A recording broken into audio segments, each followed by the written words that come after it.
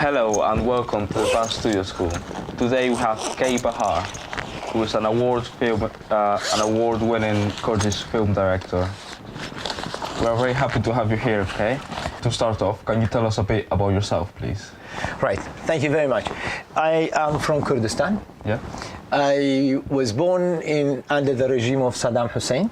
At the age of 14, I was arrested by the secret police, badly tortured. I was supposed to be hanged. Oh. So now, 44 years of bonus. That's how I put it. My education comes from watching films.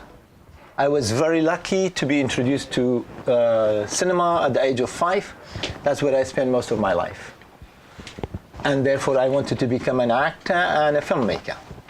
And luckily, I made it to escape in 1980 to Italy, where I was absolutely in love with Italian movies.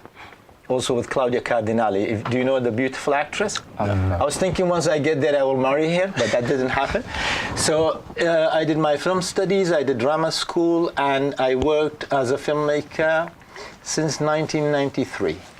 So what does that make? About 24 years? Yes, practically. But otherwise since the age of 5 from here. So I've been living 37 years now abroad, and I worked as documentary filmmakers. So my passion goes for fiction, storytelling. That's what I love. Recently I've started, in 2014, I shot my first fiction drama, which is called I Am Sami. Which side are you on, Sami? Oscar is my friend. Americans are our enemies. Don't trust them. Sami, what's in the box? A bomb! Sami! Sami! Please don't listen. Take him away. Get lost. I was only doing my soldier's duty, okay? Sami! Get back!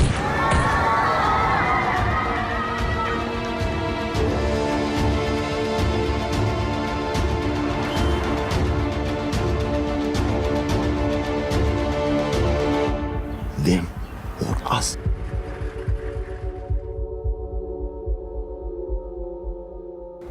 That was my first one. I'm preparing for my next one, another short called Go Crazy. I'm planning to shoot in October. So this is what I do. I basically live for films and making films. Can you talk to us about your next film?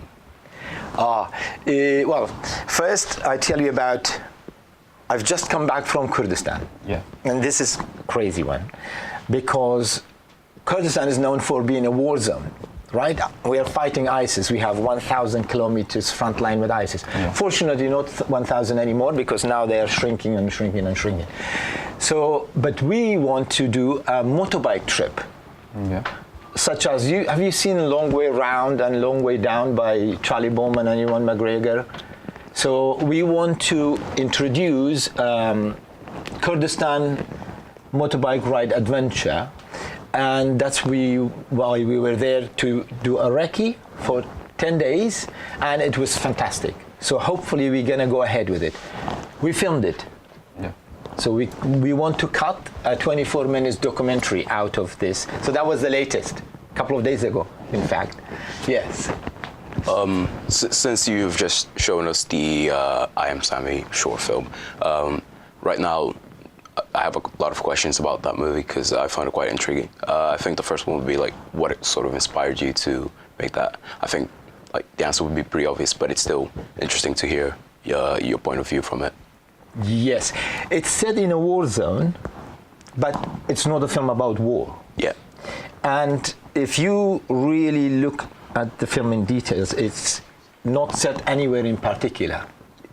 It could be Afghanistan, it could be Iraq, it could be anywhere in the world, as long as it's a relation between, it's a human story. Yeah. An American soldier and this little boy.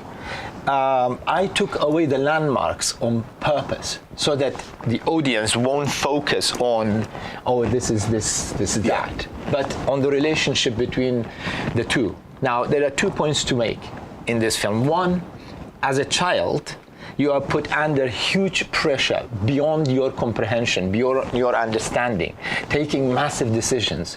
And this leads to a big damage.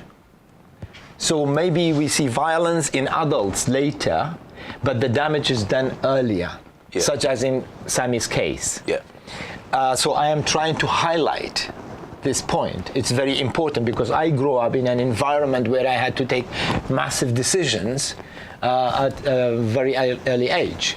Not exactly in the same way, but I guess that happens here in the UK as well, even within probably your group, where we put children under pressure and ask them to do things that... So this is one point. The other one is the human relation is very important to me. We are very good at creating borders, looking at color of the skin, looking at the religion, the group. We just love grouping, which separate us. We should be trying to get to unite and to be looking at the humanity, humans. And this is what the film highlights. If it wasn't down to politics or pressure from outside, Sami and Oscar would be great friends. It's not about showing one part of the world being victim of another part of the world, which is what typically films try to portray. Like, oh, you are from Middle East, then you are... I need to look down at you, and I need to look at you as a victim. No, that's not... My films are never about that. It is a balance situation of human. There is also something else to it.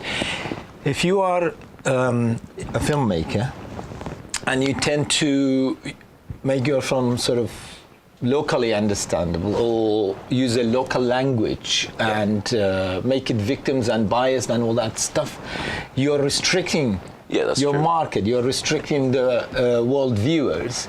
And this is why I Am Sami did very well, because when it was screened in India, they felt like it was their story, in the same way in Mexico or in Italy and in the Middle East. In the United States, I think it took part in 16 film festivals and won about 10 awards because they feel it's their story. So this is what filmmaking is about, going beyond all the boundaries. Well, going back to filmmaking, how long did it take you to film the whole story? I Am Sami? Yeah. Okay, I'm very slow in making a film because I really like to enjoy the process, and I spend a lot of time in writing the script, in development, and in pre-production. I believe your film should be finished before you go on shoot, which means in pre-production to be really well organized and have thought of every element. We didn't take long to shoot it. It was 5 days plus we had an extra day spare.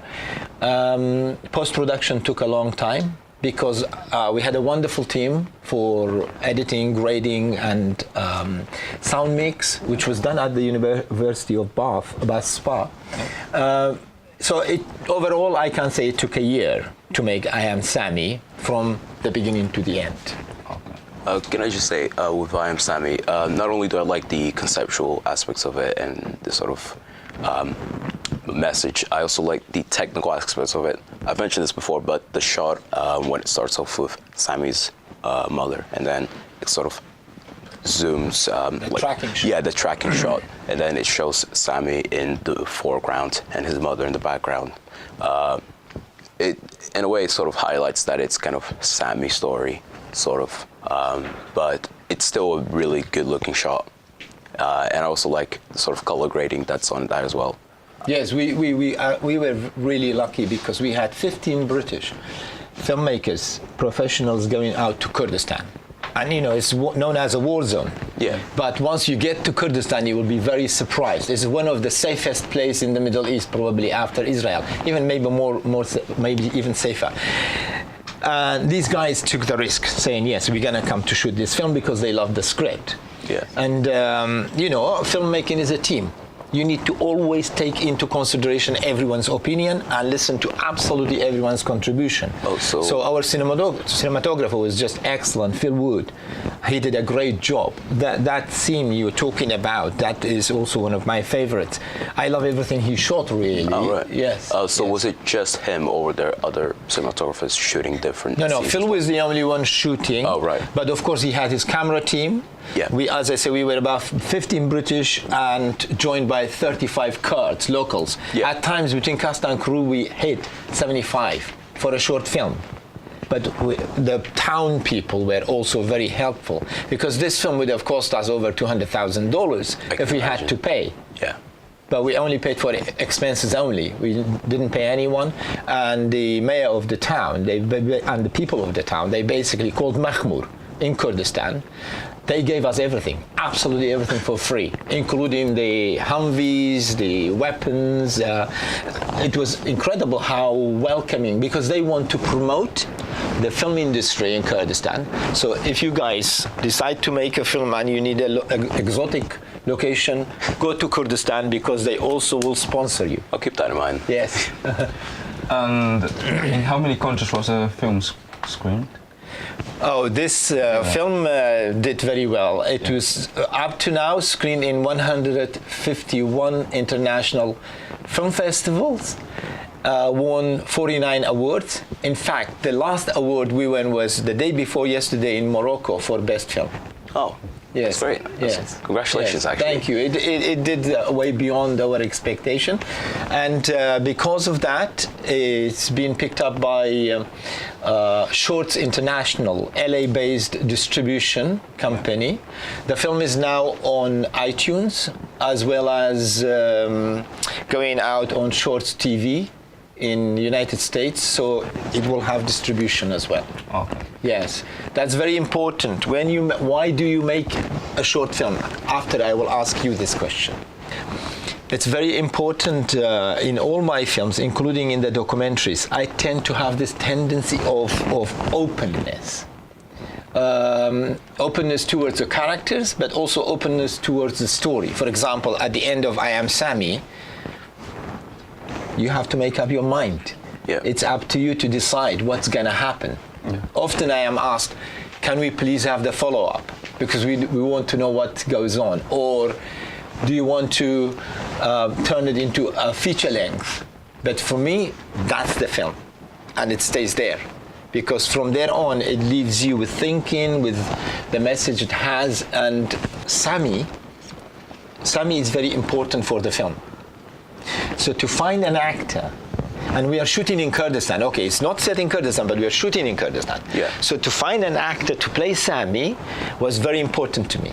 So I went around for about 12 days casting in 8 different towns and cities, British schools, normal schools, and I saw in the casting over 1,000 children Sami's age. But in mind, I had someone, and that was Toto from Cinema Paradiso. And so finally, when I came across him, yes, I thought, we're going to have a film. Because Oscar is, Nick Cord is a professional actor, and he's great. And he was great to bond with our little Sami, beautifully. They were playing together, friend together, and this was important because Sami has never been on a film set, never done any acting. So it's part of the film, this integration of all the elements. You need to really care for every single bit. Because at the end, if I didn't have someone to play Sami properly, we don't have a film. Yeah. And could you tell us more details about the filmmaking process? Well, filmmaking is a long process. It's a painful process, but it's a very exciting process. If you love it, if you are passionate about it, you should take time. Don't rush it. For example, you have an idea to turn into a script, short film. Number one, you want to ask yourself, why do I want to make this film? Because not every story is a great story. Yeah. And not every story has a reason why you should spend $25,000 or $25 million behind. So you need to ask yourself, why do I want to make this film? Second, is it feasible for your capacity, for your talent, for your environment? Instead of making a jump where you can, I'm not saying don't take risk, but the process of filmmaking is teamwork, respect your team, share, take notes from everyone, enjoy what you are doing despite it being very difficult, but most of all, never give up. This is the trick. No matter how hard it is, you will always get there if you don't give up. But the question is, especially when it comes to short film, why do you want to make a short film? When you make a film, let's say, if as a filmmaker, you obviously want to make feature films, whether it's fiction or documentary. Ultimately, you want to reach that level where you are making feature films. Now, some people are so talented that they can start immediately with a feature film, but they are rare. I am not. And therefore, rather than jumping on to making a feature film, which is very hard because it needs a lot of money, big crew, big cast, big production, what I decided to do, and most filmmakers do, start with a short film. So a short film is really your card to prove yourself as a filmmaker. So I suppose it's like testing your own skills in terms of, say, you're obviously making the film, but if you are the director or script writer, it sort of tests your skills on those fields. And if you're basically making the whole film on your own, then it's really pushing it to sort of see how well can you do it before you go to a feature-length film or before you go to a bigger company and start doing, bigger projects. Yes, because in a short film, you find out your teamwork skill. Yeah. You find out how much under pressure you can still be creative. You will find out the end result. Is it going anywhere? And let's say you have a feature film project in mind and you're going to approach production companies. They want to see what you've done before. Yeah. So that's why you make a short film, because it will be your playing card towards bigger projects. And it's sort of getting yourself out there, because now that you've seen your films being screened so many times, a lot of people have seen it, and a lot of people will probably want to work with you on future projects. Yes. May I also introduce you to something else? And you would be welcome to carry on with. Now, many great films are coming from not original screenplays, but adaptations. Yeah. They are first a novel, and then some clever people who know how to adapt this novel into a screenplay, then they are made into great films. Yeah. So this is what I did as well. Letters from a Kurd, it's actually a novel. It's storytelling, but if you like films, if you like movies, this is also a book for you to read, because the lead character is mad about film world, and it's got lots of kind of connection with the film world, although it's a storytelling, it's a human story as well. And the reason why I mention it's very important to care for the story and the screenplay.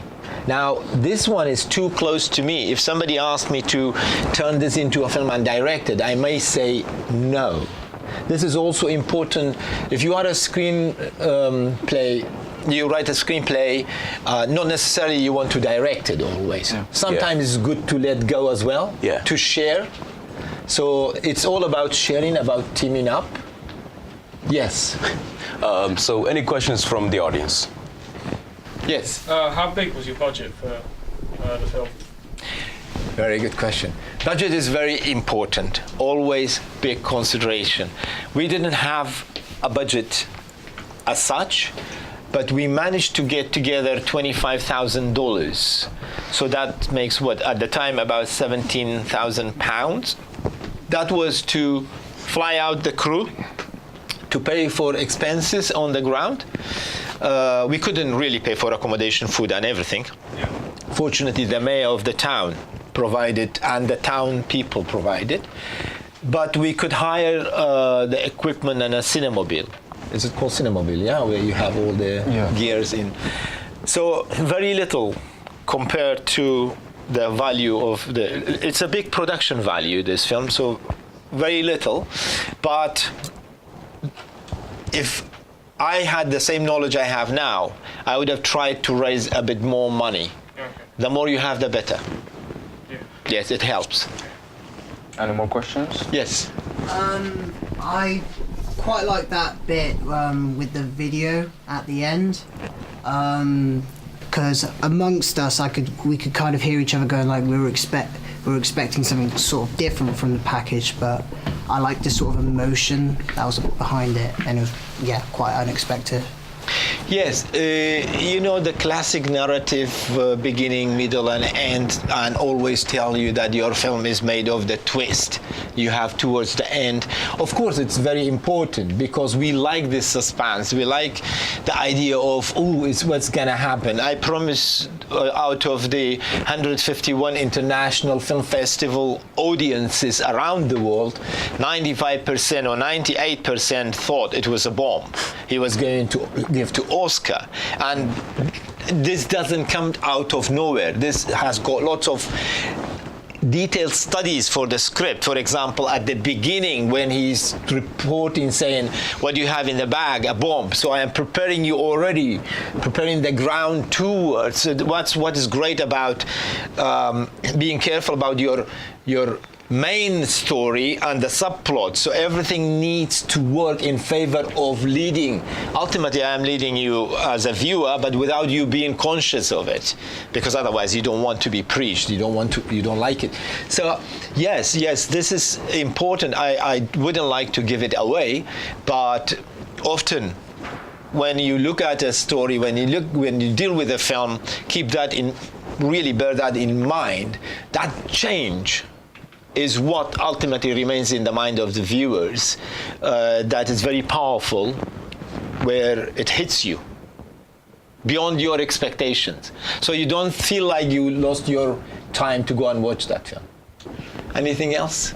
I have a question. What advice would you give young people like us that are interested in filmmaking? Yeah, well, learn the craft. Yeah. That means if you want to become a director, learn every other aspect of it.